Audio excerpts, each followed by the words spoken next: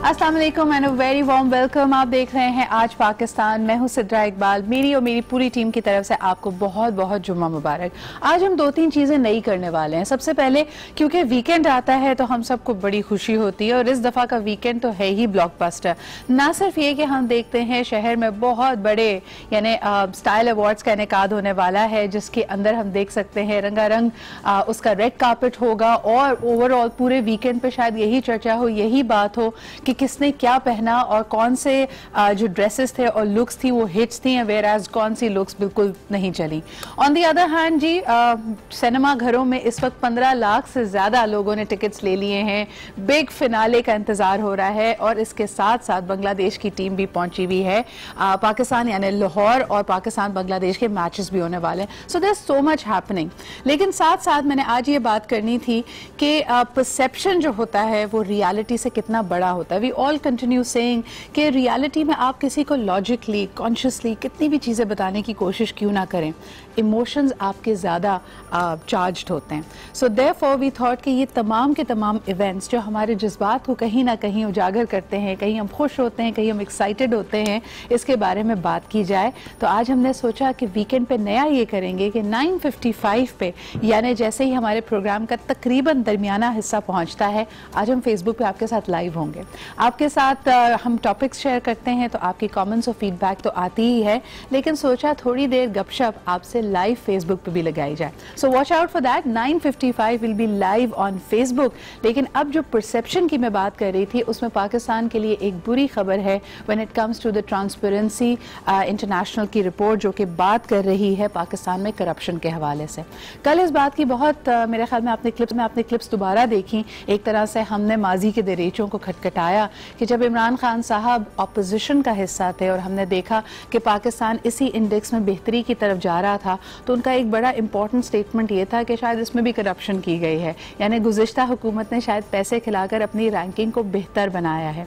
अब सवाल ये पैदा होता है कि ओवरऑल 180 कंट्रीज में इस दफ़ा पाकिस्तान की रैंकिंग 120 आई है, यानी वी हैव फॉलन 3 स्टेप्स। हम पहले 170वें नंबर पे थे और अब हम 3 स्पॉट्स नीचे गिर गए हैं। ओवरऑल आपको बताया जाए अगर 100/100 नंबर दिए जाते हैं एक कंप्लीटली ट्रांसपेरेंट और थम्स अप क्लीन सिस्टम को, तो उन 100 में से पाकिस्तान को सिर्फ 32 मार्क्स मिले। अगर हम अपने बोर्ड की भी बात करें, यानी पाकिस्तानी बोर्ड की भी बात करें, तो पासिंग मार्क्स जनाब 33 होते हैं, हमें तो पासिंग मार्क्स भी नहीं मिले हैं। आइए इस हवाले से हमने बनाई है एक रिपोर्ट, उसका एक जायजा लेते हैं।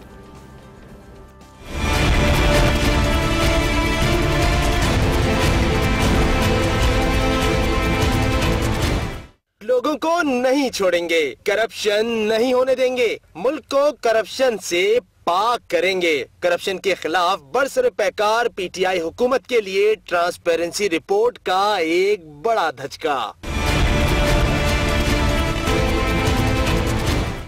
ट्रांसपेरेंसी रिपोर्ट में कहा गया कि गुज़िश्ता दिहाई में पहली बार पाकिस्तान बेहतरी के बजाय तनज़्ज़ुली का शिकार, पाकिस्तान में करप्शन बढ़ गई। ट्रांसपेरेंसी इंटरनेशनल ने दुनिया के 180 ममालिक में करप्शन से मुतालिक 2019 की रिपोर्ट जारी की। इंडेक्स में गुज़िश्ता साल की निस्बत 1 नंबर कम हासिल कर सका। सन 2018 में 33 नंबर हासिल, जबकि 2019 में पाकिस्तान का स्कोर 32 रहा, जिससे करप्शन परसेप्शन इंडेक्स 3 दर्जे बढ़कर 117 से 120वें दर्जे पर चला गया।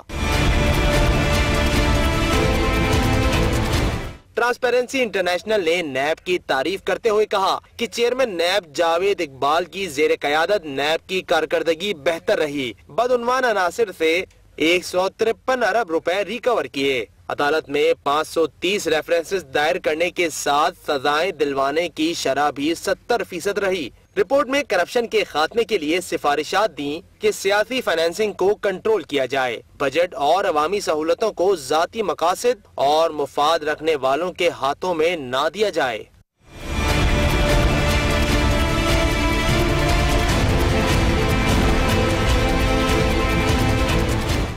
अच्छा जी, हमारी टेंडेंसी होती है कि हम अपनी रिपोर्ट पे फोकस करके इसको बहुत ही ज़्यादा अपना लेते हैं, ओनरशिप ले लेते हैं, लेकिन मैं आपको बताती चलूँ कि ट्रांसपेरेंसी इंटरनेशनल की इस दफ़ा की इस रिपोर्ट में बहुत सारी कंट्रीज़ में की रैंकिंग में डिक्लाइन आया है, जिसमें कनाडा, फ्रांस, यूके, डेनमार्क भी शामिल हैं।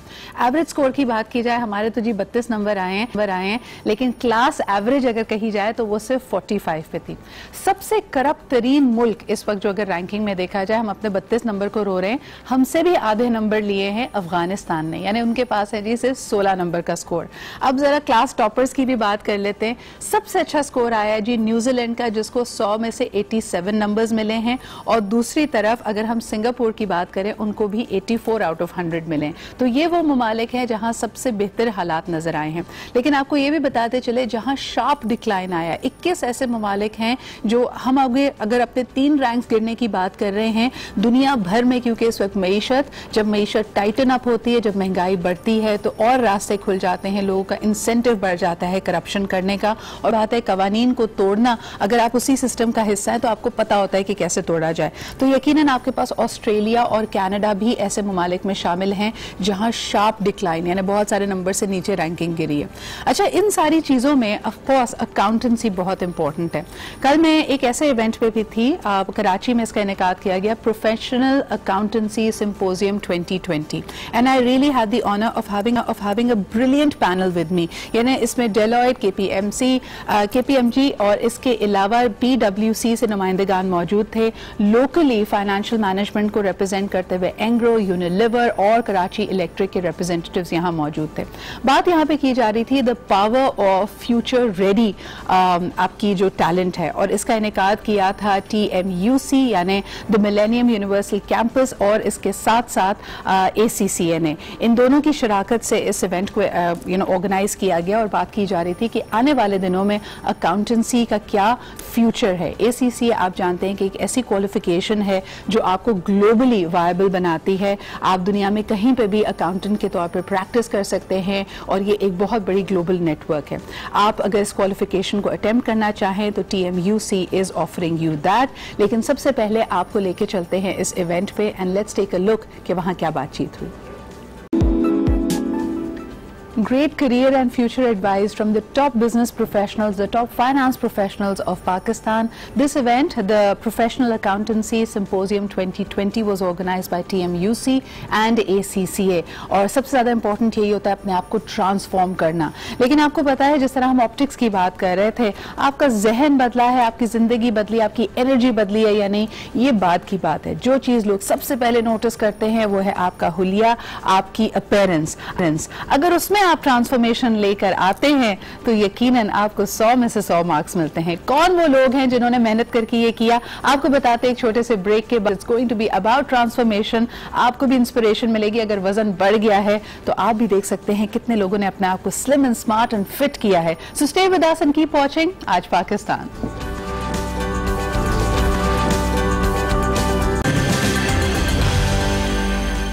And welcome back. अगर आप ओबीस हैं, ओवरवेट हैं, तो ना सिर्फ ये कि आपको बॉडी शेमिंग का सामना करना पड़ता है, but everything becomes a challenge. यानी अगर आपने किसी तकरीब में जाना है, कपड़ों की सिलेक्शन, बाकी चीज़ें, अब it's a very tricky subject to talk about, because एक तरह से जब हम बात करते हैं तो आपको मोटिवेट भी कर रहे होते हैं that you should live a healthy and a fit life, लेकिन साथ साथ ये भी कहीं ना कहीं आपके हुलिये पे, या अगर कुछ लोग ज़्यादा हसास अपने आप को महसूस कर रहे हैं तो आपको कहीं ना कहीं चोट ज़रूर देता है।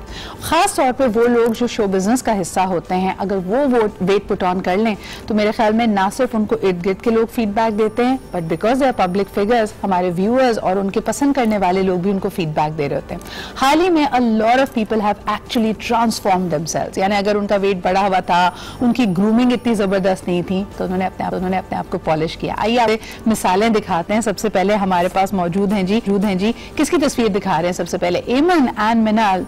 आप देख सकते हैं they came at a very young age, they were both very young, twins थी, और मेरे ख्याल में इनका एक adolescence, वो टीनेज वाला फेज भी हम सब ने देखा है, where they had a lot of weight. Next अब जी हमारे पास हैं मौजूद, कौन आने वाला है अब बताइए? नेक्स्ट तस्वीर जी, this is Faryal Mahmood. She has lost a lot of weight. ये अपनी कहानी खुद बताते हुए कहती हैं कि एक दफ़ा किसी कैरेक्टर को जब ये कर रही थी तो उसका एक था ना turning point in the story कि अब इनको क्या करना चाहिए, तो आधे लोगों ने नीचे फीडबैक दी इनको वेट लूज करना चाहिए। So she really took up the challenge and today you see her to be completely transformed. Next हमारे पास हैं जी Hareem, very popular actor. She has done really well for herself, चाहे drama हो, movies हो, production हो, but she too had an issue with her weight and she's completely transformed herself. Jugan, my very dear friend, आप देख सकते हैं कि इनके बारे में भी कहा जाता था कि इनका वेट हद से ज़्यादा है, लेकिन इन्होंने भी अपने आप पर बहुत मेहनत की and today you see her, she's really smart, she's actually an icon for a lot of people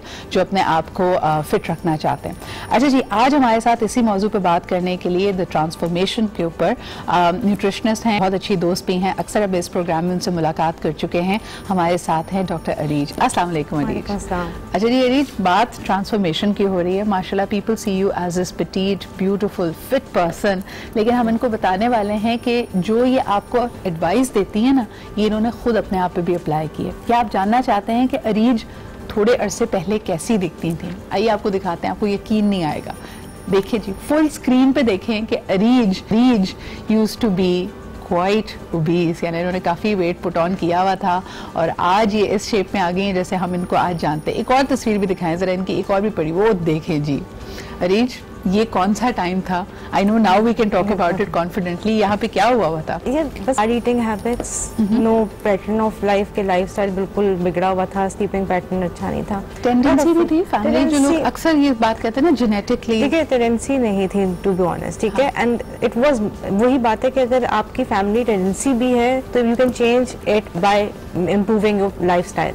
अगर आप अपना लाइफस्टाइल चेंज कर देना तो आप बहुत सारी चीज़ें जो है ना कोप कर सकते हैं। मुझे ये बताएं अरीज के इन योर केस पर्टिकुलरली जो आपकी स्कूल लाइफ थी, कॉलेज लाइफ थी, एक होता है ना लोग कहते हैं मैं बचपन से ही I am a little chubby, I am a little obese, was that the case with you या आपने शादी के बाद ये वेट? नहीं, शादी के बाद नहीं किया था। I lost weight before my marriage और उसके बाद माशाल्लाह से 3 प्रेगनेंसीज मैंने गुजारी जिसमें I did not gain back. जो मैं आपकी अर्ली लाइफ बचपन भी कह सकते हैं, देखिए early life is I basically जो वो ज्यादा पुट ऑन किया था ना, that was in 4th and final year of MBBS।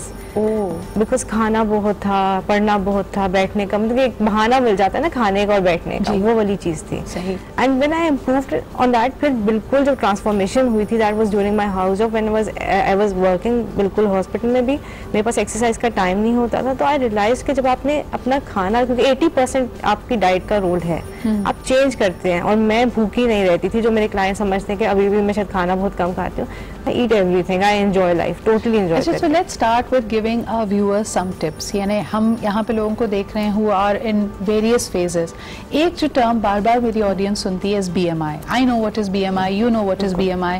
लेकिन लोगों को ज़रा समझाइए कि हम कभी कभार तो ऑब्सेसिव हुए होते हैं ना कि नहीं जी मेरा साइज हमेशा से साइज 10 था, मैं साइज 12 हुई तो इसका मतलब है I am overweight. How is it medically define कि कोई शख्स ओवरवेट है? देखिए BMI जब हम कैलकुलेट करते हैं ना, बेसिकली हम हाइट और वेट को निकालते हैं कि आपकी बॉडी का जो स्ट्रक्चर है उसके अकॉर्डिंगली ये नॉर्मल में आ रहा है कि नहीं। नॉर्मल 18.5 से 24.9 तक। इस रेंज में जब BMI कैलकुलेट होता है उसमें बेसिकली ऊपर हम लोग हाइट वेट लेते हैं और नीचे हम हाइट लेते हैं ट्वाइस इसलिए कि आपकी बॉडी का पूरा आप सोच लें कि डायमीटर आना चाहिए उसके अंदर, ठीक है। तो उसके अंदर जो है जब आप उस रेंज के अंदर आ गए तो that means you are within the normal range, चाहे वो थोड़ा सा लोअर साइड को या अपर साइड को, लेकिन रेंज के अंदर, ठीक है। मोर देन दैट आप ओवरवेट में आते हैं। फिर when you cross 30 then you become obese, फिर severely obese आ जाता है। 30 of the BMI, ये जो नंबर है उसकी बात की जा रही है। अच्छा, इसको एक और आसान तरीके से लोग अक्सर कहते हैं कि खवातीन की वेस्ट अगर 30 या 32 से ज्यादा हो, that is when you put on a lot of हम लोग वो सेंट्रल ओबेसिटी जो हम करते हैं ना, वो देखते हैं कि जिनका इंसुलिन जारी होती है ज़्यादा, तो इंसुलिन रेजिस्टेंस में मोस्टली सेंट्रल ओबेसिटी यानी कि आपका जो टमी फैट है ना वो बढ़ना शुरू हो जाता है, ठीक है। और वो हम रेस्ट पे वेस्ट लाइन से मेजर करते हैं, उसमें बेसिकली फैट परसेंटेज निकल रही होती है हमारी, क्योंकि नॉर्मली जो फैट डिपॉजिट्स होते हैं ना वो आपके सेंट्रल आके डिपॉजिट होते हैं। तो व्हाट इज दैट रेशियो? अगर आसान बताएं कि आप कितने इंचेस के बियॉन्ड अगर निकल गई है तो आप खतरे की घंटी बज रही है। मैं कमर से ज्यादा हाइट के अकॉर्डिंग अगर बताऊं तो बहुत इजीली समझ आएगा। हमारे यहाँ एवरेज फीमेल हाइट जो होती है वो 5 से लेकर 5'6" तक होती है, ठीक है। आपका अगर 5 फीट आपकी हाइट है तो 50 के अराउंड आपका होना चाहिए, प्लस माइनस 2-3 kgs, ठीक है, दैट्स इट। लेकिन अगर आप 53 पे हैं तो ठीक है, 54-55 पे जा रहा है तो थोड़ा सा यू शुड स्टार्ट वरिंग कि क्या हो रहा है। और अगर 48 से नीचे जा रहा है तो तब भी वरी करने कि क्यों नीचे जा रहा है, अंडरवेट हो रहे हैं, ठीक है। तो और अगर आप 5-6 हैं, 5-6 तो 56 प्लस माइनस 2-3 kgs, दैट्स बिल्कुल सिंपल। ये वो चीज़ है जो मैं देखती हूँ अपनी प्रैक्टिस में, और मुझे पता है कि आइडियल वेट में जब आप कैलकुलेट करेंगे तो आप BMI के अंदर आएंगे। ठीक है, okay. So very simply put, अगर आप 5 फीट आपकी हाइट है तो आपका वजन होना चाहिए तकरीबन 50 kg प्लस माइनस 2-3 kg, जिसका आप लीवे देते हैं आपकी बिल्ट पे, आपके स्ट्रक्चर पे, जिसको हम कहते हैं ना जी चौड़ी हड्डी है, भारी हड्डी है, एक्सेट्रा एक्सेट्रा। दूसरा जी, अगर आपकी 5-6 तक की हाइट है तो आपका 56 kg प्लस माइनस 2-3, तो आपको बिल्कुल अंदाजा हो जाएगा कि आपको किधर होना चाहिए। नाउ मोस्ट इम्पोर्टेंटली, अगर कोई हैवियर साइड पे है, जिस तरह के हम देख रहे थे, अक्सर हम ये बात सुनते हैं 80% इज योर डाइट, लेकिन हम अगर 1 घंटा जिम करते हैं, हम स्ट्रेस लेते हैं, हम ऑटोमेटिकली अपनी बॉडी को रिवॉर्ड करने के उस पर जाते हैं कि नहीं नहीं बस एक दफा खा लो, क्या फर्क नहीं पड़ता, पोर्शन छोटा है। Sometimes we are taking a burger जो कि देखने में बहुत छोटा पोर्शन है, लेकिन कैलोरिक वैल्यू उसकी एम्प्टी कैलोरीज हैं उसमें। क्या सजेस्ट करेंगी फर्स्ट फ्यू स्टेप्स? ठीक है, फर्स्ट फ्यू स्टेप्स आपको कैलोरीज जो है ना इसके साइज पे नहीं जाना चाहिए, ठीक है। एप्पल एंड चॉकलेट, ठीक है, हो सकता है चॉकलेट के बार में कम कैलोरीज हो compare to a normal medium size में 90 कैलोरीज होती है एप्पल में। आप इनमें चॉकलेट खा लो, बट एवरीवन नोज के उसमें बुरे कार्ब्स हैं, बैड शुगर, रिफाइंड शुगर्स डली हैं जो जाके फैट में कन्वर्ट होंगी। तो पोर्शन नहीं, गो नेचुरल। एक्चुअली जितना आप नेचुरल जाएंगे, पानी का इंटेक जितना अच्छा रखेंगे, उसमें आपकी डाइट के साथ इंप्रूवमेंट आएगी। चाहे आप अंडर वेट हो या ओवर वेट हो, you have to stick to the natural food actually. और एक्सरसाइज का रोल देखें है इंपॉर्टेंट है एक्सरसाइज, बिकॉज आपकी ब्लड सर्कुलेशन इंप्रूव करती है। That is very important for your cells कि आपको ऑक्सीजन अच्छी मिले हर सेल को। लेकिन एक्सरसाइज में आप मैक्सिमम कितनी कैलोरीज बर्न कर लेंगे? 300-250, इससे ज्यादा तो नहीं। बहुत एक नॉर्मल जो बंदे से ज्यादा करता है वो 600 तक कैलोरीज, 700 बर्न करता है, और आप एक मील में उससे ज्यादा कैलोरीज ले लेते हैं। तो कैलोरी काउंट पे जाके और आप सोचे कि मैंने अगर 600 कैलोरी किया तो मैं एक बर्गर खा सकता, दैट इज रॉन्ग, बिकॉज उसके अलावा जो आप चीजें खाएंगे सब में कैलोरी सब में है, ओनली द जो पानी है। पोर्शन साइज कैसे कंट्रोल करें? मुझे अक्सर लगता है कि you know when you look at the western food तो ज्यादा आसान है जी, हैंडफुल ऑफ बीन्स।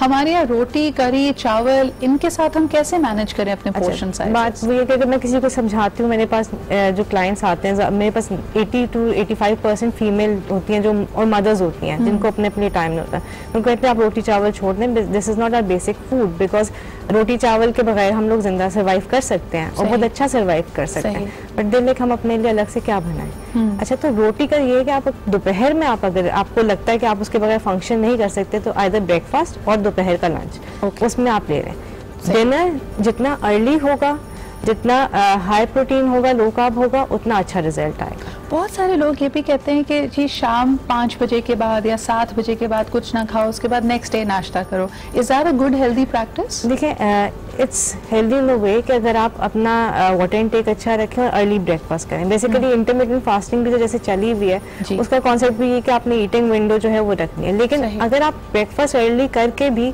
डिनर थोड़ा सा अर्ली कर लें तो कोई इशू नहीं। जरूरी नहीं कि आपने वो 8 आवर्स ही रखने, आप 10 आवर्स की भी ईटिंग विंडो रख सकते हैं, बट द कॉन्सेप्ट इज आप अर्ली डिनर करें। अच्छा, एक बस हमारे पास सवाल आया है एंड द क्वेश्चन इज कि तकरीबन अगर 80-90% पाकिस्तान में खवातीन की बात की जाए, they iron deficient, calcium vitamin D तो कम होता ही है, लेकिन साथ साथ आयरन डेफिशिएंसी या फिर हीमोग्लोबिन की कमी भी होती है। क्या नंबर 1 सवाल कि क्या इसमें वजन बढ़ता है अगर आपका हीमोग्लोबिन या आयरन कम हो, यानी automatically is that the symptom body is giving you? दूसरी चीज, क्योंकि आप में थकावट ज्यादा होती है, आप जब आयरन थेरेपी पे भी जाते हैं, यानी अगर आपने आयरन इनटेक एज अ दवाई करना शुरू किया, तब भी लोग कहते हैं वजन बढ़ता है। इन दोनों चीजों पे जरा सा हमें गाइड कीजिए। एक तो जब डेफिशिएंसी चाहे वो आयरन की हो या विटामिन्स की हो, ठीक है, उसमें वेट बढ़ता है। उसकी वजह ये कि हमारा गट सिस्टम सही वर्क नहीं करता। इट स्टार्ट स्टोरिंग फैट के उसके लिए कि उसको न्यूट्रिशन चाहिए, उसको एनर्जी लेवल्स चाहिए बूस्ट करने के लिए। तो vitamin B12, vitamin D and iron deficiency ये वाकई ही वेट गेन कराते हैं, ठीक है। जितने मेरे पास आती है ना खवातीन स्पेशली जो बहुत फूली हुई होती हैं, उनके आप जब CBC कराते हैं तो HB हमेशा लो आता है, बल्कि HB का लो आता है, सेल शेप और साइज होती है हमारे RBC की वो भी चेंज हुई हुई होती है। मोनोक्रोमिक कहलाता है जब आपका एनास्टोसिस हो जाता है, ठीक है, उसमें सेल शेप चेंज हो जाती है। फिर क्या होता है, ऑक्सीजन सप्लाई डिस्टर्ब हो रही है, एनर्जी लेवल्स लो रहे, तो वो मजीद खाना खाते हैं। ज़्यादा खाना खाते हैं वो क्योंकि न्यूट्रिशन तो एब्जॉर्ब ही नहीं हो रही, वो फैट ही बनता रहता है सारा। तो गट सिस्टम का वर्किंग बहुत इंपॉर्टेंट है कि आपका गट सिस्टम अच्छा काम करे। उसके लिए आपके ट्रेस एलिमेंट्स, मिनरल्स एंड जितने भी आपके अब तो विशेष साइकिल, अगर आयरन खाएंगी तो फिर मजीद वेट बढ़ेगा। देखो बात होता है कि आयरन उनका ये तो एक आपने साइकोलॉजिकली थोड़ा सा होता है कि आयरन जब आप खाना शुरू करते हैं तो डाइट भी आपको इम्प्रूव आयरन सप्लीमेंट। और हम लोग क्या करते हैं, आयरन खाई, अच्छा गर्म होगी दूध पी लो साथ। Iron and calcium never go together. ये अगर कोई भी किसी जो फेस से गुजरा हुआ है तो उसको डॉक्टर हमेशा कहेंगे कि जब आप ये आयरन लें तो आप दूध दही की कोई चीज साथ ना लें, कोई कैल्शियम का सप्लीमेंट नहीं साथ में। तो वो हम लोग क्या करते हैं, हम लोग अच्छा ये खाए सब एक साथ। एक तो ये बड़ा गलत है कि कोई मेडिसिन खानी है, कोई वाइटामिन खानी है, दूध के साथ ले लो। Very important. अच्छा, इस पे हम अगला से भी एक प्रोग्राम करेंगे कि जितने हम सप्लीमेंट्स लेते हैं उन सप्लीमेंट्स को खाने का सही टाइम और सही वक्त क्या है, खाने से पहले खाएं, खाने के बाद खाएं, क्या इसकी एब्जॉर्प्शन सुबह ज्यादा अच्छी होती है, शाम में ज्यादा अच्छी होती है। So it's a myth. एक तो सबसे पहले उन्होंने कहा कि कोई भी ट्रेस एलिमेंट्स, न्यूट्रिएंट्स या मिनरल्स अगर आपकी बॉडी में कम होंगे आप ऑटोमेटिकली भूलेंगे, वेट गेन इसकी वजह से होगा क्योंकि गट या बाउल मूवमेंट आपकी स्ट्रॉन्ग नहीं है। सेकेंडली, अगर आप आयरन का सप्लीमेंट लेते हैं इससे वेट नहीं बढ़ेगा, लेकिन साथ साथ डाइट भी अच्छी करनी बहुत जरूरी है। Thank you so much for all those transformation tips doctor Areej. आज हमारे पास वक्त इतना ही है, लेकिन आई नो कि this is a very important subject, आपका फेवरेट सब्जेक्ट भी है। इस पे हम दोबारा भी बात करेंगे। अभी लेते एक छोटा सा break, will be right back.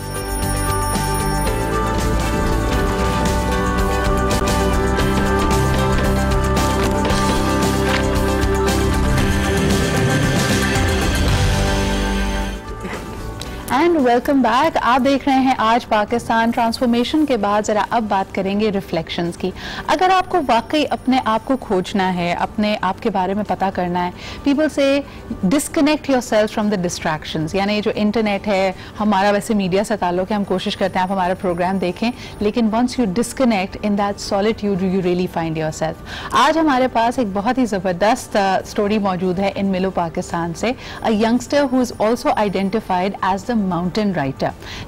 ना सिर्फ ये कि इनको माउंटेनियरिंग का शौक है, ये ट्रैवल करते हैं पाकिस्तान के नॉर्दर्न एरियाज में, खूबसूरत इलाकों की सैर करते हैं, लेकिन इसके साथ साथ जो इनकी एक्सपीरियंसेस थे, जो चेंजेस अपने अंदर महसूस किए, जिन इलाकों को विजिट किया, वहाँ कैसा लोगों को पाया, उनकी मेहमान नवाजी, जो ग्रुप साथ जाता है उनके क्या डायनामिक्स रहते हैं, this is that you know he puts it down अपनी याददाश्तों को। और आजकल जो कि ज़माना है वी लॉगिंग का, I am sure he takes a lot of pictures जो भी आप स्क्रीन पर भी देख रहे हैं, लेकिन इसके साथ साथ 2 किताबों की सूरत में इन्होंने अपनी ट्रैवल लॉग्स यानी अपनी ट्रैवल डायरी भी लिखी है। आज हमारे साथ मौजूद हैं साद मुनव्वर। अस्सलाम वालेकुम साद। क्या हाल चाल है आपका? अल्लाह का शुक्र, आप कैसी हैं? मैं बिल्कुल ठीक ठाक। पहले मैं बहुत खुश हो गई इनको अपने स्टूडियो में देख के कि somebody from Karachi also takes a lot of interest in mountains, लेकिन फिर पता चला आपकी रिहाइश इस्लामाबाद। जी इस्लामाबाद। अच्छा साद, मुझे ये बताएं, जबरदस्त आपकी दोनों किताबें हैं, I haven't gone through them, लेकिन मैं जरूर इनमें से एक रखना चाहूंगी, पढ़ना चाहूंगी।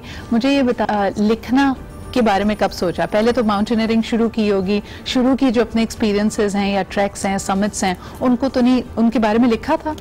लिटरेचर में इंटरेस्ट बहुत पहले से था, पढ़ने में और इवन लिखने में भी। लिखता मैं शौक से था। बुक लिखना और किसी चीज के बारे में कुछ लिख लेना is a totally different story. सही।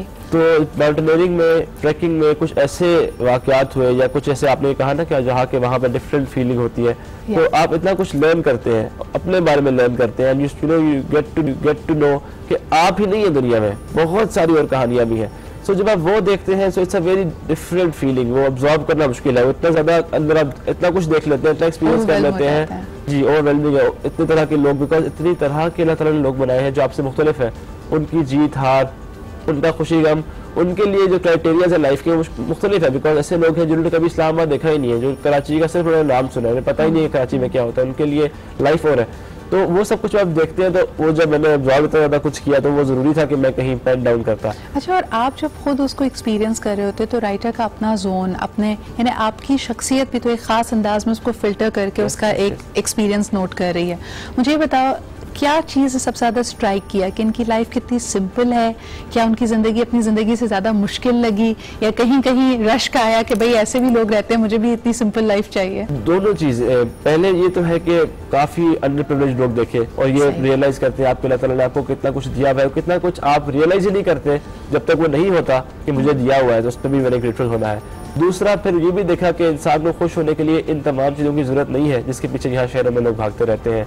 उसके बगैर भी इंसान खुश हो जाता है, उसके बगैर भी ज़िंदगी अच्छी सेहतमंद ज़िंदगी लोग गुजार रहे हैं, बल्कि शायद वहाँ पर उन इलाकों में ज़्यादा सेहतमंद है लोग, बिकॉज वो अपने हाथ से काम करते हैं। आज भी वहाँ की ख़वातीन भी जाती है, लकड़ियाँ काटती है, उठा के ला रही होती है, तो 50-60 में भी वो फिट जाके खुद अपने हाथ से काम कर रही है, जिसका यहाँ तस्वर ही नहीं है। सो दोनों तरह की कैफियत है, मुश्किल लाइफ है, बट साथ ही साथ वो उनकी अपनी जो डेवलपमेंट है वो बहुत अच्छी है। लेकिन साहब वहाँ पे जाके आपकी जिन लोगों से मुलाकातें हुई होंगी, दोस्तियाँ भी हैं, एक रिश्ता, एक नाता बन जाता है। आज जब सुनते हो कि वहाँ पे बड़ी एक्सट्रीम वेदर कंडीशंस हुई हुई हैं, लैंडस्लाइडिंग हो रही है, बर्फबारी बहुत शदीद है, क्या फील होता है? यानी कभी कभी मैं जब इनको देखती हूँ, एक फीलिंग मुझे हमेशा आती है कि 70 साल हमारे मुल्क को आज़ाद हुए हुए हो गए, प्लस 70, लेकिन जो सहूलियात होने चाहिए, बाहर के ममालिक में पहाड़ी इलाकों में लोग रहते हैं तो उनको ये फिक्र नहीं होती कि जी अगर बर्फ पड़ी तो रास्ते बंद हो जाएंगे, हम महसूर हो जाएंगे यहाँ तक। हमारे यहाँ ये मसाइल हैं। बिल्कुल है और ये बहुत ज़रूरी है कि यहाँ से वही बात है कि हमारे बहुत से लोग जिनका शायद जिम्मेदारी बनती है उन्हें पता ही नहीं होगा, क्योंकि वो कभी गए भी नहीं होंगे, उन्हें अंदाजा ही नहीं होगा कि वहाँ के लोगों के मसले हैं, क्या इशूज़ हैं। कि मैंने एक दफ़ा इसी किताब में मेंशन किया था, उस इलाके का नाम था कोमिलिया के बच्चों का हक दो। हम सफ़र कर रहे थे और एक जगह पहुंचे तो कुछ बच्चों ने रोड ब्लॉक की हुई थी कराक्रम हाईवे पे, मतलब out of no in the grey area कह लेंगे, वहाँ पे कोई भी नहीं था और बिल्कुल मिडिल ऑफ नोवेयर था। और वहाँ पे देखा बच्चे कहाँ से आ गए, स्कूल के यूनिफॉर्म में कहाँ से आ गए, रोड कैसे ब्लॉक की हुई है। तो जब उतरे तो पता चला कि उनका गाँव जो करीब तरीन टाउन है, बड़ा गांव है या कह लें, जहाँ पे स्कूल है, वहाँ से 12 मील के फासले पे था। उन बच्चों को कोई ट्रांसपोर्ट दी गई थी पहले, वो उनसे ले ली गई। जब ले ली गई तो वो 12 मील पैदल चल के आते थे, जो कि उनके लिए बहुत टफ था। हाँ। तो उस पे वो वहाँ पे एहतजाज कर रहे थे कि हमें ट्रांसपोर्ट वापस दी जाए। तो जिन लोगों का ये कंसर्न होना चाहिए, जिन्होंने वो मसला हल करना है, वो शायद अपने ही यहाँ किसी मसले में लगे रहेंगे और वो ये देखेंगे ही नहीं कि वहाँ पे क्या हो रहा है। तो बिल्कुल आपसे मैं भी करूँगा कि इतने सालों में वहाँ बहुत कुछ होना चाहिए था कि अब जो उनके मसाइल है, आज तक जो मसाइल है वो नहीं होने चाहिए थे। अच्छा, मुझे बताएं कि वहाँ के यंगस्टर्स से, यूथ से जब आपकी मुलाकात होती है और उनसे बातचीत होती होगी, कैजुअली भी होती है, उनके मसाइल को भी जानते हो, उनके ख्वाब क्या हैं पाकिस्तान के लिए या अपनी ज़िंदगी के लिए? वो क्या ख्वाब देखते हैं? इट्स वेरी ओवरवेलमिंग भी कह सकते हैं और इमोशनल भी है कि वहाँ के लोग स्टिल जब वो पेट्रियाटिक नजर आते हैं आपको, तो आपको तकलीफ भी होती है कि यार इतने इस मुल्क ने हम इधर लोग बैठ के मैं देखता हूँ लोग कह रहे थे जी मुल्क ने हमें क्या दिया। हाँ। इतने मुश्किल हालात में लोग इतना प्यार करते हैं, तो फिर आपको रियलाइज होता है कि हमें तो बहुत ज्यादा दिया है, so we have to give back. कि शहरों में हमें सेल्फिशनेस ज्यादा नजर आती है, जितना दें हमें ये नजर आ रहा है गली के कोने में जी यहाँ से कचरा नहीं उठाया गया है, गार्बेज डिस्पोजल नहीं हो रही है। ऑन दी अदर हैंड हम कहते हैं जी सड़क टूटी हुई है, पानी नहीं आ रहा। वहाँ पे देखिए लोग, बच्चे 12 मील, छोटे छोटे बच्चे एक्सट्रीम वेदर कंडीशंस में 12 मील चल के स्कूल जा रहे हैं, yet they feel so patriotic. Yes, and I know people who work as porter, सामान उठा के वो ट्रक के साथ जाते हैं अपनी पढ़ाई कंप्लीट करने के लिए। वहाँ पे जब कोई काम होता है, शिमशाल का मैं नाम लूंगा बिकॉज मेरे शिमशाल बेमिसाल तारड़ साहब ने उसको लिखा, वहाँ पर कोई मसला आता है, बर्फ से रोड ब्लॉक हुई, तो शिमशाली कम्युनिटी ने खुद बेलचे लिए कम्युनिटी ने और पूरी रोड साफ कर दी। उन्होंने वो रोड बनाई भी खुद हुई है, 23 साल के तवील अरसे में उन्होंने रोड खुद बनाई। यहाँ पर क्या है कि हम अपने लिए सिर्फ ये चाहते हैं कि बेनिफिट हमें मिले, सेक्रीफाइस आप कर दें, उससे कभी पकाई खीर चाहिए हमें। हाँ, अपनी दफा हमें बेनिफिट चाहिए, दूसरे की दफा हमें सेक्रीफाइस चाहिए। अच्छा, मुझे बताएं, जैसे आपने फैमिली का बताया, your father, your 2 Elder brothers, तो सभी काफी एथलेटिक्स और उनको स्पोर्ट्स वगैरह का शौक था, लेकिन जब तुम चले जाते हो माउंटेन्स पे और कई दफा तो दिनों हफ्तों के लिए रास्ता मुनक़ता होगा, उस पर कभी घबराहट होती है उनको या उन्होंने तशवीश का इजहार किया? हाँ जी, अभी कुछ इजहार तो करते हैं लेकिन ये कि स्टिल आई वुड से कि बहुत फर्क है, बिकॉज शुरू से ये बहुत आदत रही, मैं स्पोर्ट्स की वजह से जाता था डिफरेंट शहरों में स्क्वॉश खेलने या फुटबॉल के लिए, तो वो एक ट्रेंड सेट है कि आपका जो भी पैशन है, अगर आप सही कोई काम कर रहे हैं तो आपको वो करने दिया जाता है। लेकिन ऑफ कोर्स जब पहाड़ पे जाते हैं और पता चलता है कि वहाँ पे कुछ अफसोसनाक खबरें भी आती है किसी और के हवाले से, मुश्किल रास्ता है। यानी आप जितनी भी प्लानिंग करके जाएं, this is why it is called adventure. Adventure sports है, कुछ नहीं पता अगला क्या हो जाए। बट साथ all the best, wish you all the best. मुझे पता है कि अब एक नेक्स्ट एक्सपीडिशन की तैयारी हो रही है और उसी सिलसिले में यहाँ पे आए थे, तो I again want to wish you the best of luck. Pick up the book, it will tell you so much about Pakistan and the people of Pakistan. इसी के साथ लेते हैं एक छोटा सा break, will be right back. बात ये कि अब एविडेंस है, प्रोड्यूस करनी है। अब कई दफा तो जैसे केसों में था, अब लोग भाग गए, वो माफिया मांग के वो केस की प्लीडिंग्स में लिख देते थे। अच्छा। she has a bad character and she indulges with the strangers and she does this and that। हम उसी की कॉपी लेके लगा देते थे, फिर उन्होंने माफिया मांग मांग के लड़कियों से तो वो केस विड्रॉ करवाए हैं। और ये बहुत इंपॉर्टेंट चीज है मेरे ख्याल में, तमाम हमारे सुनने वाले खवातीन देखें। हाँ। और हमारे यहाँ जो कानून को कहें कि ये इन्वोक करें। बिल्कुल मैं आपके तवज्जुह से लोगों को कहना चाहती हूँ कि जो अपनी बेटियों को, बच्चियों को अपना हक इस्तेमाल करने से रोकते हैं, सिर्फ ये कहेंगे जी कोर्ट कचहरी के चक्कर लगेंगे, अदालतों में जाना पड़ेगा, अदालत आपके हकूक को तहफ़्फ़ुज़ फराहम करती है। इतनी औरतें जज हो गई हैं, वो पुराना जमाना था, वो कहते थे कि कचहरी गई तो बस खत्म हो गई, तलाक हो गई। अब तो रोज सुबह 500,000 तो वकील औरतें आती हैं, नहीं वो रिपोर्ट है, और जजेज हमारी जो लड़कियां हैं। ख्वाजा साहब, उससे भी ज्यादा अहम ये कि इस तरह के गलत इस्तेमाल इल्जामात अगर आपके ऊपर लगते हैं, अगर आपको ये कहा जाए कि आपका कैरेक्टर खराब है, जिस तरह की बातें होती हैं, लोग इसी बात से घबराते हैं ना कि जी मैं तलाक लेने जाऊंगी, उल्टी मेरी कैरेक्टर असैसिनेशन होगी। अब लगाएं एब्सोल्युटली। अच्छा, आपने तीसरी कंडीशन भी बतानी है। एडवाइस करता हूँ, यंग होते हैं वो, कि उसी वक्त रोक के खुद कॉग्निजेंस ले लें। हाँ। बोलो कि मैं गजब का केस रजिस्टर करा रहा हूँ, मेरे सामने इसने कहा है। अच्छा, लड़की को कंप्लेनेंट भी नहीं बनाए, जज खुद बन जाएगा, को बना दें। तीसरी कंडीशन आपने कहा लूनेटिक हो या फिर कैरेक्टर पे बात आती है जब आपका। तीसरी ये है कि अगर वो दूसरी शादी कर रहे, लेकिन उसमें अब यह है कि सुप्रीम कोर्ट ने बहुत रिलैक्सेशन कर दी है केस लॉ में। वो ये है कि दूसरी शादी करना कोई ऐसी आड़े नहीं आती।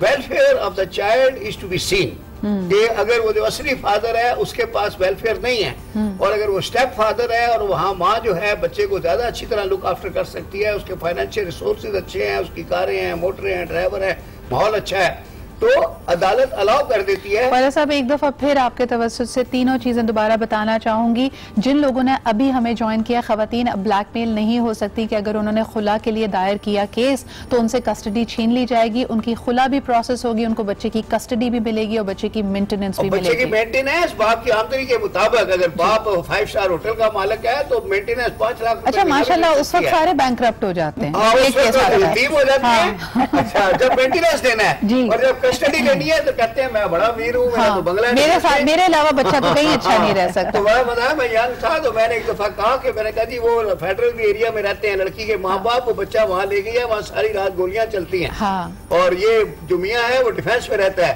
तो जज साहब ने कहा कि ख्वाजा साहब, तो आप इस औरत को भी डिफेंस में मकान ले देना किराए पे, वो बच्चा इधर ले आएगी, तो मैं उधर ही चुप हो गया। मैं कहा बात तो सही कह रहे हैं। बिल्कुल सही है, बिल्कुल सही मैंने आर्गुमेंट ही ड्रॉप कर दिया। अच्छा, लेकिन coming back to the other serious issues, जहां आपके पास बहुत सारी खवातीन आती होंगी who are not aware of their rights, और राइट्स के साथ साथ उनके पास क्योंकि वो इमोशनल या फैमिली बैकिंग नहीं होती। हमारे यहाँ कितनी खवातीन हैं जिनके फादर्स अगर रिटायर हो गए हैं, भाई अपनी जिंदगियों में मगन है, वो समझते हैं कि अगर मैंने ऐसा कोई केस किया तो I am not financially strong, I am not emotionally strong. दुनिया मुझे आधे वक्त, हमारे देखिए सोसाइटल वैल्यूज क्या है, तलाक की नहज पे अगर बात पहुंचती तो कहते तुमने भी तो कुछ किया होगा।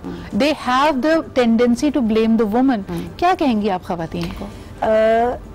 देखिए सिद्रा, ये बहुत टफ डिसीजंस होती हैं, और इन डिसीजंस के अंदर आप अकेले स्टेक होल्डर नहीं होते, आपकी औलाद भी होती है। एंड गिवन पाकिस्तान सर्कमस्टांसेस, अगर आप हाउस वाइफ हैं और आपके पास किसी किस्म की कोई फाइनेंशियल स्टेबिलिटी नहीं है तो, और अगर आपके पेरेंट्स आपको सपोर्ट करने के लिए तैयार नहीं है, तो you have to handle the entire thing with tact and you have to be very careful. फिर ये होता है कि आप अपनी एग्जिट स्ट्रैटेजी अपनी मैरिज में से प्लान करते हो। This is always my advice, कि फिर आप ये नहीं कहते कि नहीं जी मैं तो जबरदस्ती जाके अपने माँ बाप के घर बैठ गई हूँ, क्योंकि वो बहुत टेढ़ा भी पड़ सकता है। क्योंकि कितने केसेस में पेरेंट्स जो है वो वापस भेज देते हैं बच्चों को, जबरदस्ती भेज देते हैं, कहते हैं नहीं आप जहाँ से आए हो आप वहीं पे चले जाओ। या अगर उनके पेरेंट्स नहीं होते तो भाई हैं या बहनें हैं, वो एक्सेप्ट नहीं कर पाती, 3 दफा भेजते हैं और फिर आखिर में कई दफा लड़कियां खुदकुशी कर लेती हैं। एग्जैक्टली, एग्जैक्टली, और बच्चे भी उनके एक तरह से आप अनदेखा कर रहे हैं कि वहाँ पे तशद्दुद हो रहा है, आती है फिर छोड़ के आ जाती, तीसरी दफा वो मारी जाती है। अच्छा, एक सवाल बड़ा अहम बनता है ज़हरा, यहाँ पे कई लोग कहते थे, अभी हमने जब फेसबुक पे भी लाइव किया तो लोगों ने कहा नहीं जी बर्दाश्त करना चाहिए बच्चों के लिए। एक बच्चे के लिए साइकोलॉजिकल पॉइंट ऑफ व्यू से पेरेंट्स को रोज लड़ते झगड़ते मारपीट करते देखना बेहतर है या उनका खुश उसलूबी से अलग हो जाना बेहतर है? बड़ा मुश्किल सवाल है, I know, because it varies from case to case. सवाल मुश्किल है बिल्कुल, लेकिन अगर साइकोलॉजिकली आप देखें तो कौन सा ऑप्शन ज्यादा बेहतर है ना, अ पीसफुल माइंड और अ स्ट्रेसफुल माइंड, ठीक है। भले ही आप बच्चों के लिए साथ रह भी रहे हैं, लेकिन अगर वो बच्चा रोज माँ को पिटते देख रहा है, रोज माँ बाप का आर्ग्यूमेंट, लाउड नॉइज से बच्चा डरता है, ठीक है, उसके हवास बिल्कुल खत्म हो जाते हैं। अगर वो रोज हो रहा है तो मेरे ख्याल में वो उस टॉर्चर से बहुत ज्यादा है जो उसको शायद सेपरेट होके हो जाएगा ना। तो मतलब आइडियली अगर देखा जाए तो इट्स बेटर कि एक पीसफुल वे इख्तियार किया जाए। मैं रोटरी वालों ने मुझे बुलाया था पीसी में, आई वाज चीफ गेस्ट, मेरी की नोट स्पीकर था, तो मैंने उसमें बहुत लंबी जो भी स्पीच थी 45 मिनट की थी, मैंने उसमें ये कहा कि जितनी हमारी क्रिमिनोलॉजी की किताबें हैं तो सोर्सेज ऑफ क्रिमिनल्स होते हैं, चैप्टर होता है, तो एक चैप्टर होता है उसमें children from broken families, that is sources of criminals, कि ब्रोकन फैमिली के बच्चे जो है वो बड़े होकर क्रिमिनल बन जाते हैं। तो मैंने वो तकरीर वगैरह खत्म कर दी, बड़ा अप्लॉज हुआ, ये हुआ। फिर जब हम खाना लेने आए तो एक लेडी डॉक्टर थी, साइकियाट्रिस्ट, वो मुझे कहने लगी कि जज साहब मैं माजरत के साथ, मेरा एक्सपीरियंस इज अदरवाइज, मैं साइकियाट्रिस्ट हूँ, मेरा यहाँ क्लिनिक है। उन्होंने कहा कि ये जो इन्होंने बात की, उसने कहा जो बच्चे रोज मारपीट माँ बाप को देखते हैं, मैं समझती हूँ कि they are more disturb than those children जिनके पेरेंट्स की डिवोर्स हुई भी होती है। तो मैंने कहा कि सॉरी, फिर मैं वापस आया स्ट्रोस्टर पे और मैंने सारे जो ऑडियंस खाना ले रहे थे, यू स्टैंड करेक्टेड, यस, तो मैंने मुझसे कहा कि आई स्टैंड करेक्टेड, ये डॉक्टर साहब हैं, उनको मैंने साथ खड़ा कर लिया और मैं कहा कि अभी just now she told me that she, मैंने कहा हर एक्सपीरियंस इज अदरवाइज, मैं तो किताबों में पढ़ा है, ये तो रोज देखती हैं। बिल्कुल। तो लेकिन ख्वाजा साहब आप ही की बात को आगे करते हुए लोगों को आसान तरीके से समझाते हुए, आप ये देखिए कि आप जब चीख चिल्ला को, इमोशनल अब्यूज को, माँ के रोने को, बाप के चीखने को नॉर्म बना दें, कि आपको लगे कि इसमें कोई अनहोनी बात नहीं है, तो होता है। लेकिन मसला ये है ना कि सिद्रा उस वक्त पेरेंट्स ये बात सोच नहीं रहे होते हैं। अगर दोनों में से कोई एक भी रैशनल हो तो वो बैठे और इस बात को अपने स्पाउस के साथ डिस्कस करे कि अब लाइफ अनबेरेबल हो गई है हम दोनों के लिए और हमें इस चीज में से एक स्ट्रैटेजी निकालनी है, हमें इसमें से निकलना है, या हमें अपने मसले सॉल्व करने हैं, या फिर हमें अच्छा इस कॉलर हमारे साथ हैं। डिवोर्स का डिसीजन के बारे में एक हल्का सा शेयर सुना दूं कि तर्के ताल्लुकात को एक लम्हा चाहिए। It needs 1 minute to exercise your discretion. Yes. तर्के ताल्लुकात को एक लम्हा चाहिए, लेकिन तमाम उम्र मुझे सोचना पड़ा। वाह। Just to exercise that one लम्हा उम्र ही गुजर गई। और मेरे ख्याल में और तलाक पर क्या है, वो शायर लुधियानवी का है, तारुफ रोग बन जाए तो उसका भूलना बेहतर, ताल्लुक बोझ बन जाए तो उसका तोड़ना अच्छा, वो अफसाना जिसे अंजाम तक लाना ना हो मुमकिन, उसे एक खूबसूरत मोड़ देकर छोड़ना अच्छा। ये तो खैर शायरी की बात है, चाहे लड़ाई करने के खूबसूरत मोड़ नहीं होता, वो तकलीफ के मोड़ होता है। लेकिन एक कॉलर हमारे साथ है, उनसे भी बात करते हैं। ख्वाजा साहब अस्सलाम वालेकुम। अस्सलाम वालेकुम जी, कौन सा, आप कहाँ से बात कर रहे हैं? जी मैं नदीम अब्बास बात कर रहा हूँ, जाफराबाद जिला बलूचिस्तान से। जी नदीम साहब, क्या कहना चाहेंगे हमारे आज के मौजू के बारे में? जी सिद्रा साहबा, मैंने ख्वाजा साहब से एक सवाल करना था। जी बताइए। तो ये कि मेरी एक भांजी है जिसकी तकरीबन 2.5 साल पहले शादी की है ना जी, तो वो अब पहले तो तकरीबन 6 महीने 8 महीने तक, जब तक औलाद हुई, वो मतलब उनका अपने शौहर का, घर वालों का, अपने जेवरों का जुल्म सहती रही। तो अभी वो बिल्कुल मजबूर होके उसने अलहदगी ली है, यानी कि डिवोर्स सेपरेशन नहीं हुई अभी तक, लेकिन वो अभी बार बार ये होता है कि वो अपनी बच्ची को जो है लेने आ जाता है, एक बेटी है उसकी, सही, तो वो बार बार मतलब गलत रास्तों पे भी आ गया है और ड्रिंक वगैरह करता है, रात को ड्रिंक करके आता है और मतलब जो है ना बहुत तंग करने लगा है। और वो जब भी आता है तो कहता है मुझे मेरी बच्ची दे दो। तो क्या इस मतलब माहौल में उसको बच्ची मिल सकती है? मैं ख्वाजा साहब से बहुत शुक्रिया नदीम साहब, आप इसका जवाब ऑन एयर देखिए, ख्वाजा साहब इस पे बात करते हैं। जी ख्वाजा साहब। देखिए बिल्कुल नहीं मिल सकती, 100% नहीं मिल सकती। सिर्फ अदालत विजिटिंग राइट्स दे देगी, वो भी अदालत के जज के सामने, जज के चैम्बर में या जज के कोर्ट रूम में, और वो भी अगर छोटा बच्चा है तो महीने में एक दफा या 15 दिन में एक दफा, और वो भी सिर्फ 1 घंटा या 1.25 घंटा, बस, इससे ज्यादा नहीं।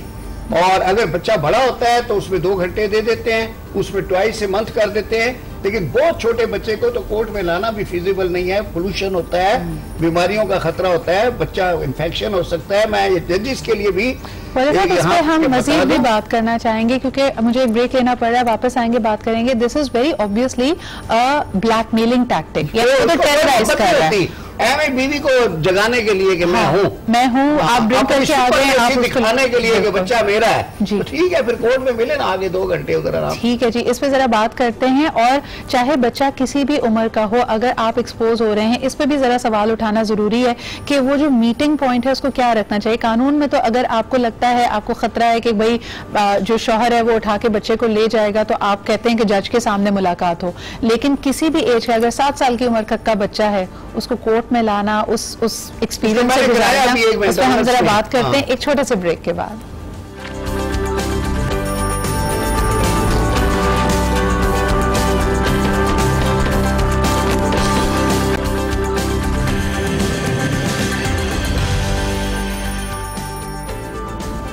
Welcome back after the break. बात हो रही है बच्चों की कस्टडी के हवाले से एंड ओवरऑल जो पूरा एक सेपरेशन का अगर प्रोसेस होता है, डिवोर्स का पूरा अमल होता है, उसमें बच्चों की जहनी और एक तरह से कहना चाहिए इवन जिस्मानी सेहत इस पर इफेक्ट होती है, जिसका भी हवाला जहरा दे रही थी।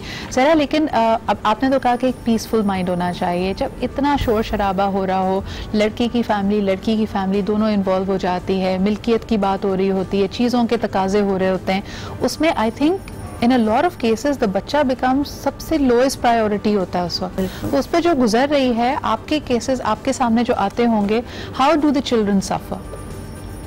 बच्चे की ना एज पे डिपेंड करता है। हमारे पास तो मुख्तलिफ किस्म के बच्चे आते हैं ना। अगर आप देखो, छोटा बच्चा है 5 साल से कम, वो इस तरह सफर करेगा क्योंकि उसको ट्रस्ट इश्यूज आएंगे ना। उसकी ये थिंकिंग बन जाती है कि आज अगर मेरे माँ बाप कल एक दूसरे से प्यार करते थे और आज नहीं है, तो कल को शायद ये मुझसे भी प्यार नहीं करेंगे। इंस्टेबिलिटी इनसिक्योरिटी एंड फियर्स उसमें आते हैं। ठीक है, उसके बाद क्योंकि वो बच्चा ज्यादा क्लिंगी हो जाता है कि माँ के पास अगर है तो वो उसको किसी भी वक्त छोड़ेगा नहीं, वो उसकी नजरों से दूर भी हो जाएगी, तो वो बहुत ज्यादा एंजाइटी का शिकार होगा। फिर जो बड़े बच्चे होते हैं 10 से लेके ऑनवर्ड्स, वो रिबेल करते हैं। ठीक है, वो थोड़ा सा एंगर शो करते हैं। वो कहते हैं कि हमारे माँ बाप ने हमारे साथ बुरा किया, अब हम अकेले, हमें ही खुद को संभालना है। ठीक है, वो थोड़ा सा रिबेल करते हैं, वो इस तरह की उनमें टेंडेंसी, थोड़े बागी होते हैं, वो हर अथॉरिटी फिगर को चैलेंज करने लग जाते हैं एक तरह से। हाँ, तो ऑब्वियसली फिर वही वाली बात है कि जैसे वो क्राइम की तरफ जाते हैं, लेकिन that is again very latest stage ना।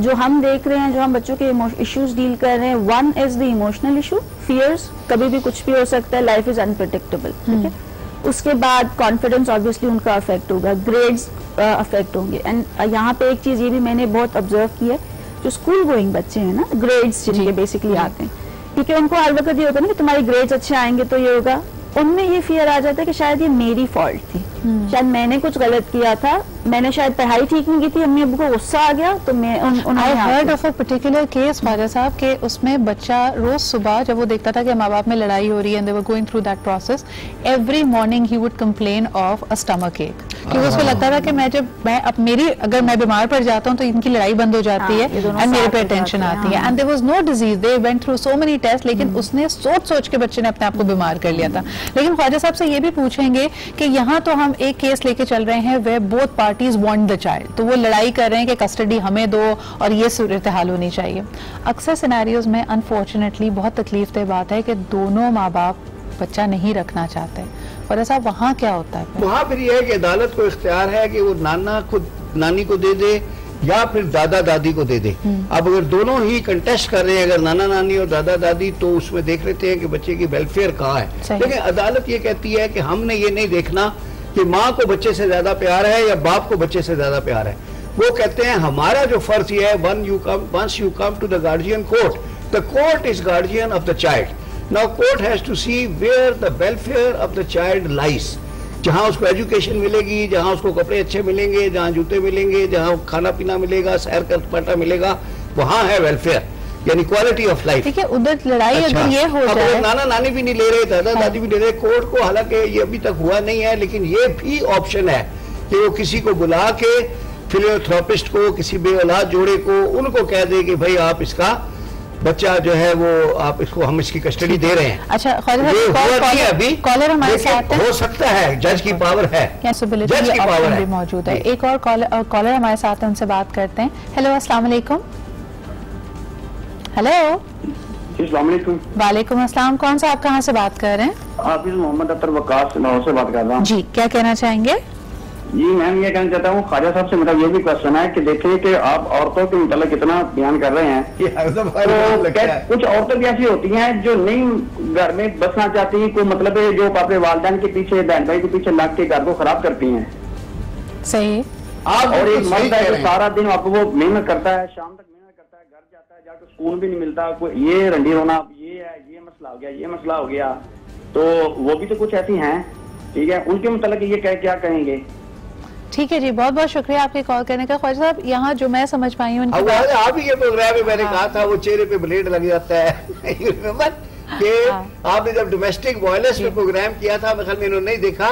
मैंने कहा सिर्फ औरतों पे डोमेस्टिक वायलेंस नहीं होता, मर्दों पर भी होता है। सुबह आते हैं नाश्तों के निशान होते हैं, फिर बहाने बनाते हैं, दोस्त पूछते हैं क्या हुआ, कहता है ब्लेड लग गया। बोले यार यहाँ तो बाल ही नहीं होते। लेकिन ख्वाजा साहब, जो उनका सवाल है कि अगर देखें, आमतौर पे जब कोर्ट के पास जब केस जाता है कि बच्चे की वेलफेयर, हम बहैसियत एक माशरा समझते हैं कि माँ से ज्यादा बच्चे से कोई मोहब्बत नहीं करता, एक सिंपथीज ओवरऑल समझा जाता है कि माँ की तरफ होती हैं। लेकिन अगर जो ये कंप्लेनेंट है या जो बंदा प्ली लेके पहुंचा है, औरत यानी अपने हस्बैंड के साथ नहीं रहना चाहती, husband is a very loving father and he like to take complete custody, कितनी केसेस में आपने देखा है कि बाप को कस्टडी मिल जाए?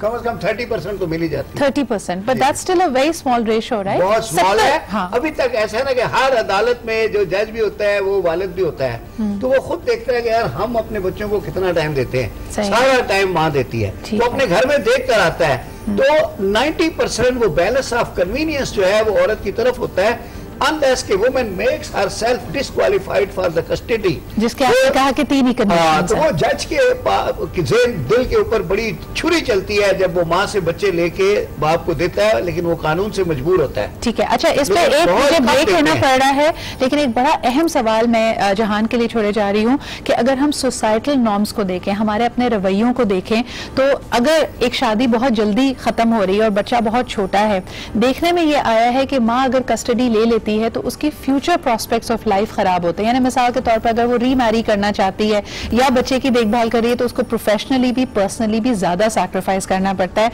बनिस्बत इसके कि आम तासुर ये है कि आदमी तो दोबारा से बैचलर होके ही is back in the market. इस पर बात करेंगे एक छोटे से ब्रेक के बाद।